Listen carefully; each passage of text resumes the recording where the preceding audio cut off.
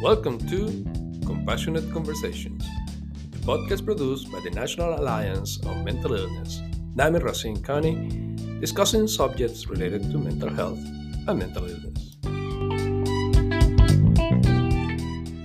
My name is Carlos Frick. I'm the Communications and Advocacy Manager at NAMI Racine County and your host today. On today's episode, we're having a conversation with Barb Farrar about mental health challenges in the LGBTQ plus community, some key concepts, and how to better support the members of the community. Hi, Barb. Hi, Carlos. How are you doing? Pretty good. Welcome to Compassionate Conversations. Barb, can you tell us a little bit about yourself and about the center? Sure. I'd be happy to.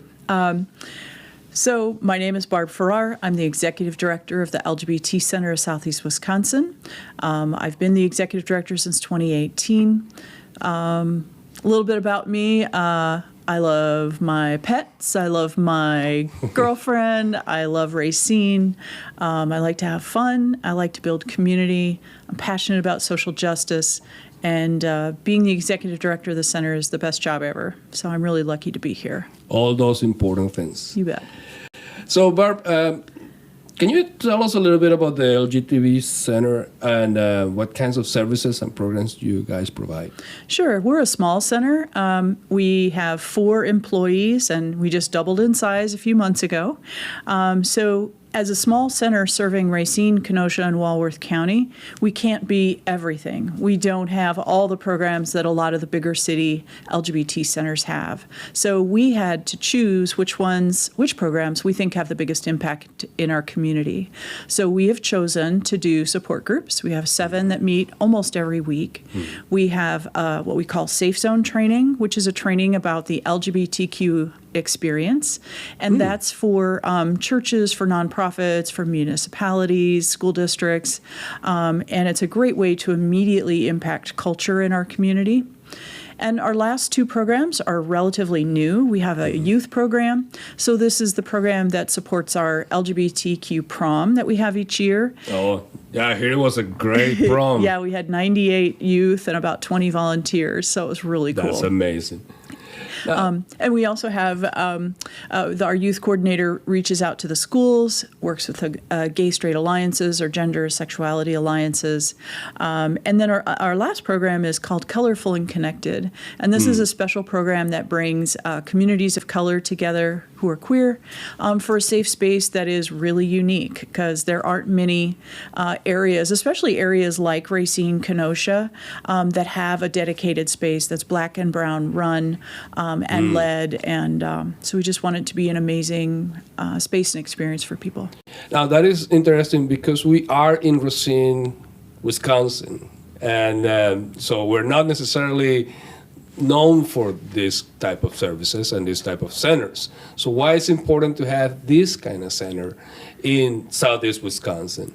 Yes, well, as it relates to Colorful and Connected, when you look at the 2020 census, almost 47% of all residents in the city of Racine identify as a racial or ethnic minority. So in a way, we are duplicating exactly the services that our community needs. But the other piece to that is that we, in Racine, Kenosha, and Walworth County, we have both urban centers and rural counties, and the rural county. So farmland is just 10 miles away. We're right by the lake. So we have a lot of historical, industrial remnants, And so the nearest LGBTQ services literally are 40 miles north in Milwaukee, or 60 miles north in Chicago, or about 45, 50 miles west to Madison. So we're a little bit of a desert. So we have to... But the connector, though, I mean, it's really like, even though it's a long area to cover, you're more like the water in the desert. Yeah, exactly. Fresh water. Fresh water, yes. Unsalted, as they say. I love that. So now, before we get deep into the conversation, there are some concepts, some ideas that I would love that we address, because maybe our audience is not very versed on these subjects, and they don't get the chance to go to somebody and ask these questions. So Can you clarify some key concepts that we should know before we talk about LGBTQ community? Sure. I think it's really important when we talk about the queer community that we kind of walk through the acronym because it continues to grow. One of my personal pet peeves is when people start saying LGBTQ alphabet soup. That seems it's not a very friendly way to talk about the community. So let's make sure we get our acronym correct. So L stands for lesbian, G stands for gay, B stands for bisexual, T stands for transgender, Q stands for queer, I stands for intersex, and A stands for asexual. The plus sign stands for a whole bunch of other words that are recently created. And just to make sure that everybody knows, I too have to Google different concepts because they change all the time. And that's one of the beautiful pieces to our community. Yeah. That I think that is actually, yes, I think that's a beautiful, it's a rainbow of possibilities. But don't you feel like sometimes it confuses people on how to, and let's say this, perhaps people who have the best intentions, but they really do not know how to, talk to people in the community because they are not versed on it. Yeah, and that's hard because even people who are in it still have to continually learn. So I think that's part of being alive in 2023 is to continue to educate yourself and to go on your own personal journey to learn about experiences that are different than your own or cultures that are different than your own. I think that's one of the beautiful things that we have access to all that information and to differences. So Google is your friend. Google is your friend. That's right. And really what we're talking about are sexual and gender minorities. So any subgroup that can fall under that is considered part of the LGBTQ community. And that brings me to my next point, which is that it's really important to differentiate between sexual orientation, gender identity, and biological characteristics, because sexual orientation is we use our heart. It's how we approach others, who we're sexually attracted to, who we're romantically attracted to. It's how we express love and compassion in a more intimate way. Our gender identity is in our brain. It's how we identify our maleness, femaleness, masculinity, femininity, and it plays a really, really important role in our own self-identity. And that's why it's really important. And how we express ourselves to others. Exactly. Gender expression. Right. Yes. And then the last part is our biological characteristics. So that's how our body looks and how it's wired. So that's genitalia, that is chromosomes, how our body works, and so it's really important that people understand that there are three very distinct parts of us. Right, and that they play a role in all of us. I mean, this is not an exclusive thing in the community. All of us have a process of self-identification, and these are just different levels. And so it doesn't matter whether you might be part of the LGBTQ community or you might be straight. You still have to go through all these processes of self-identification with the people that you love, with the people around you in society, and with yourself. That's right. That's right. And it's an individual journey. Some people will know at a very early age, as early as 3, 4, or 5 years old, that their gender identity and their sex characteristics are not in alignment. And that person, we have to take very seriously the fact that they are transgender, even if they don't have the words for it, to kind of escort them on their own personal discovery, but provide a safe environment. So there's ways that can occur as they get to be an older young adult or into puberty or into their early 20s. Now, let me ask you something, because again, I'm a cisgender male, straight. I don't have. I would say I have the luxury of not having to think about this type of self-identifications. and in that not to, I would say, disturb the norm in a way, right? Because it's not something that affects me, or it doesn't disturb the way that I understand the world, and the world understands me. But on that taken, I'm also a person who believes that we all have the right to be happy with who we are and to express ourselves the best way that we can, because that is, the key of happiness, right? So I'm not limited by my lack of experience on other people, because I try to practice empathy with other people. I know I can't have the same experiences. I know I can't feel the same, but I know I can feel something in common. First off, that we are human beings, that we are people just trying to live our best life, in best case scenario. And that then self-identification doesn't need to be a divider between me and male, cisgender, straight, or just somebody who doesn't have the same patterns.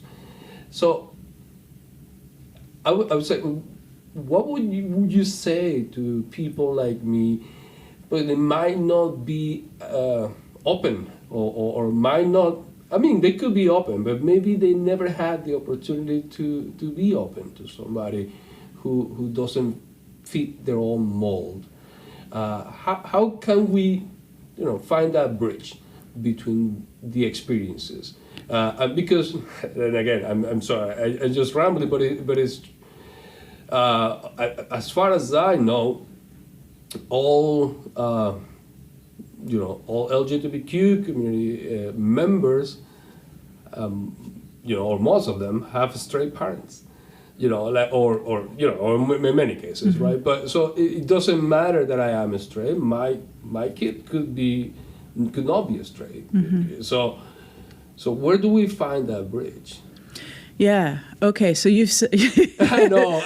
It's a little heavy. That so let's take the gender piece for a second, right. Because I think that's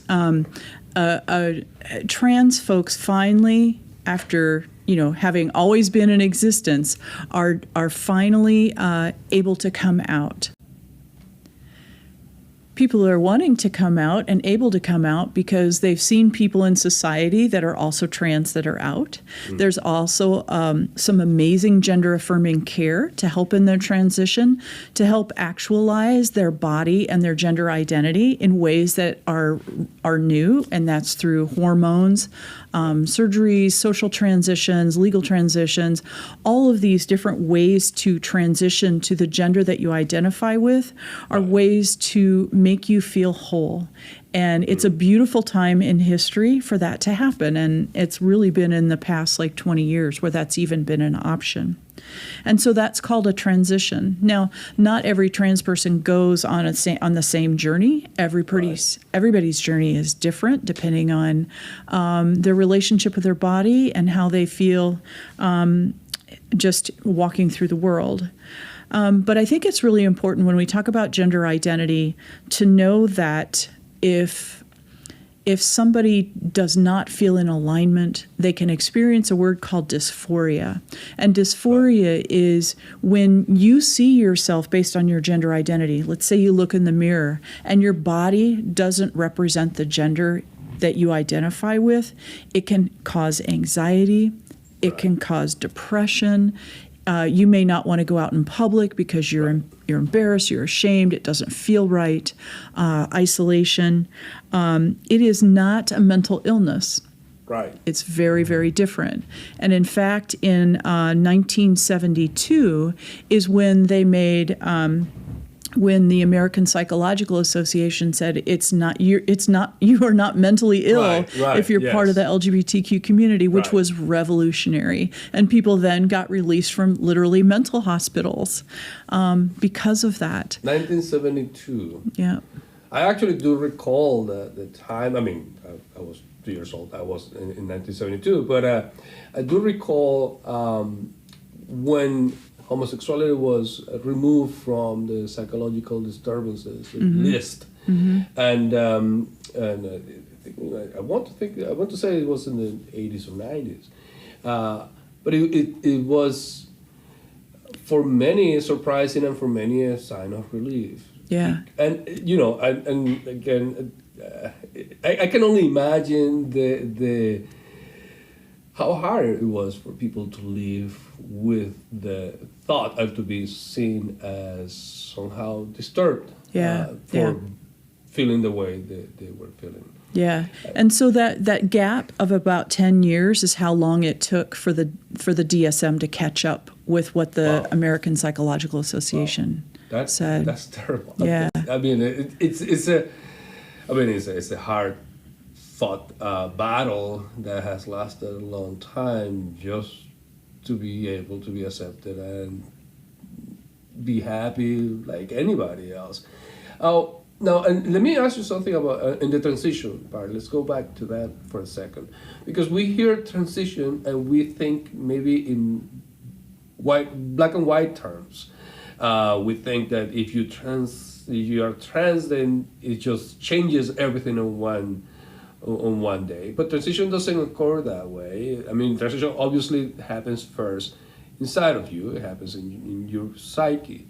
But then there is a whole process of how that is expressed outside. There's first the social transition, and then there's the identification transition, and eventually could be surgical.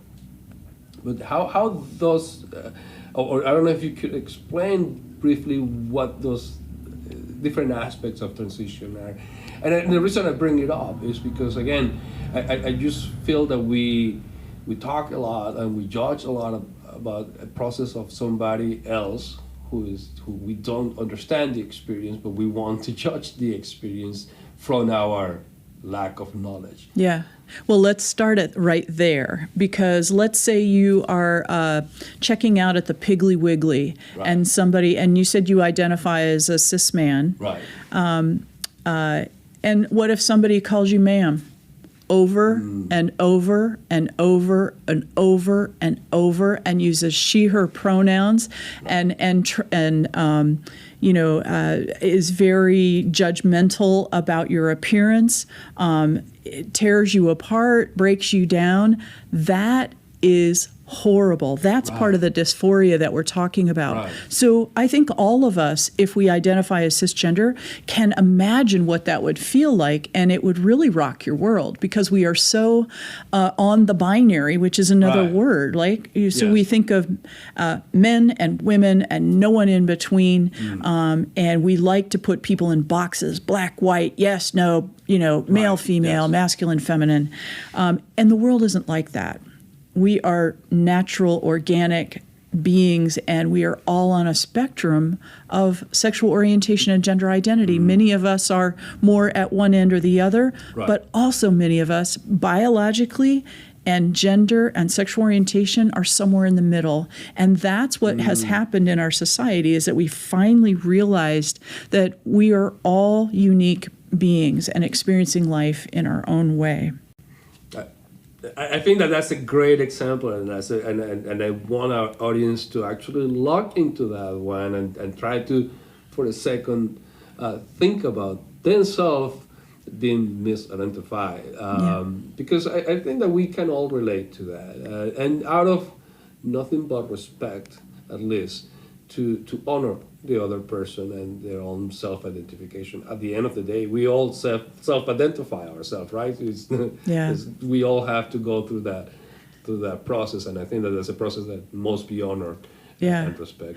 Yeah, exactly. So when you feel that dysphoria, and then there are ways in which you can relieve the dysphoria through a social transition, which might mean changing your clothes, it might mean a new hairstyle, it might mean how you walk, raising or lowering your voice, depending on whether you identify as male or female. Right. And then the social and the medical transition might just be hormones. A lot of people never do any type of surgery, and are curious beings. We want to know, have you had the surgery? Don't ask that. My gosh, those are really invasive questions. Right. The important part is just to treat people as humans, use the name that they want to be called, use the pronoun that they identify with, and everything's going to be okay. It's when we start to get overly curious and jumping into somebody else's experience where we don't belong and making judgments about that, Right. that cause a lot of problems. And thank you. I do. I mean, I hope that our audience will take this to heart, because again, it is a matter of getting to put yourself on somebody else's shoes, and feel somehow empathy for that person, and hopefully this will help build that bridge that we need to have compassion, not only for the other person's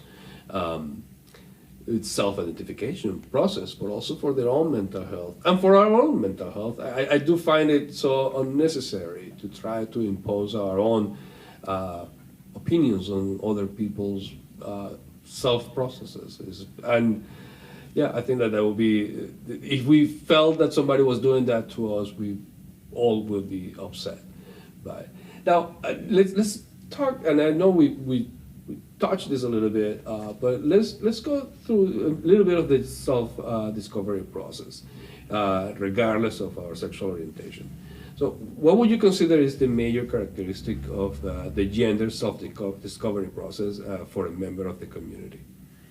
I think that's a really good question, and it's a complicated question. I think for each person that realizes they're either a gender minority or a sexual minority, part of the LGBTQ community, they're going to have a slightly different story. But I think if I were to kind of distill it into one characteristic, it's a feeling that you are different, that what everyone around you is experiencing is not your experience.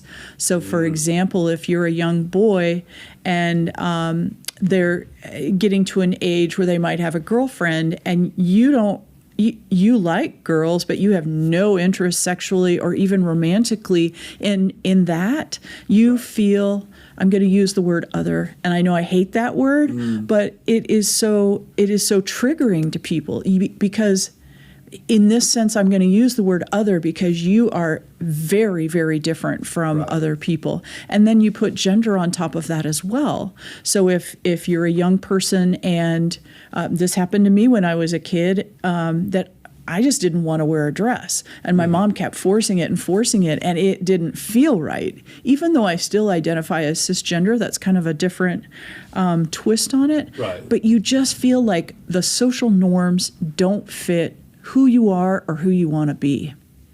Yeah, well, and again, we are talking about self-identification. That also goes through what you like to play with, how you want to be, how do you dress, how do you behave with other people. And again, we all go through that, male, females. I mean, it doesn't really escape any of us. We all go through that process, and we all go.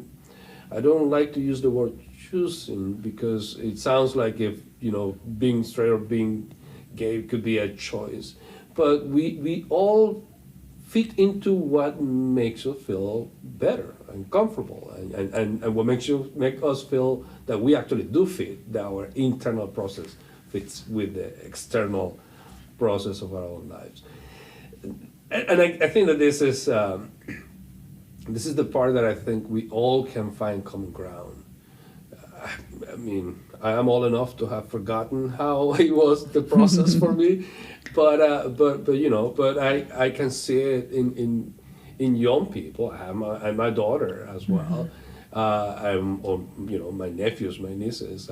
So I even though I have forgotten the process, I haven't forgotten that it was not easy. There was times that it was complicated and traumatic. And you just kind of led me to my next thought, which is when somebody comes out in however they want to identify, that can be extremely stressful. I'll use myself as an example. When I was in high school, I had tons of friends I was class president. I was involved in everything. I was a great athlete. And I felt like I was in control and like my future was really, really solid and bright. I was very privileged to have that experience. I go to college. I fall in love with a girl. And I'm in a sorority, believe it or not. And suddenly I feel like my world is collapsing. I don't belong. I can't come out. It's too stressful. I'm too worried about people not liking me. It was a really, really hard time. So I started coping, like a lot of people who are going under extreme anxiety or depression. Started drinking a lot, smoking, just anything to kind of numb that feeling of not belonging. And I think that if you have never come out as LGBTQ, you may not know what that feeling is like, but it is real and it can tear you apart. And I guess if there's anything that I'd like to leave everybody with is to be compassionate, to let people know that you love them, that you care about them, and that they're safe with you, that you aren't judging, that you appreciate everybody's journey, and just letting people know that they're okay. Had somebody said that to me when I was 18, I don't think I would have suffered the kind of anxiety and depression that I believe I still suffer from that time. You know, one of the things that we actually say a lot about to people who live with mental illness is that you are not alone. And the fact that there are centers like this that help other people understand that they're not alone is actually a lifesaver. So I commend that, and I appreciate that what you're doing, you guys here for the community and for those who need to know that they're not alone and to know that they are supported and they are loved. Yeah. So thank you for that. Oh, you bet. And I was lucky because I had a strong foundation as a young person. Imagine if I didn't have that. My coming out experience might have ended in a different way. And unfortunately, that happens for too many young people, especially trans youth. So we have to be very, very supportive and understanding for that experience and be as compassionate as we can. Thank you, Barb. Really, thank you for this conversation. And I hope that our audience actually do take to heart what we've been talking about. Is there anything else you might want to share with our audience? No, I just want to thank you, Carlos, for your insightful questions and being here today at the center. NAMI is an amazing organization, and we're just lucky to have you as community partners. So really appreciate you and all the work you do, and under Bridget's leadership, it's a pleasure to be your community partner. Thank you. It's our pleasure too. This was Carlos Frick with Barb Farrar. Until our next compassionate conversation.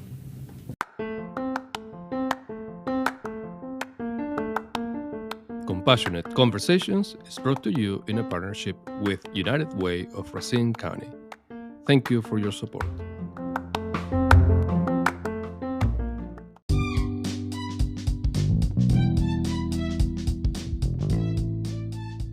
NAMI Racine County is a local affiliate of the National Alliance on Mental Illness. Our vision is to create a compassionate community where all people affected by mental illness live healthy, fulfilling lives. NAMI Racine County provides advocacy, education, support, and public awareness so that all individuals and families affected by mental illness can build better lives. Visit us at www.namiracinecounty.org for more information on mental health and related activities.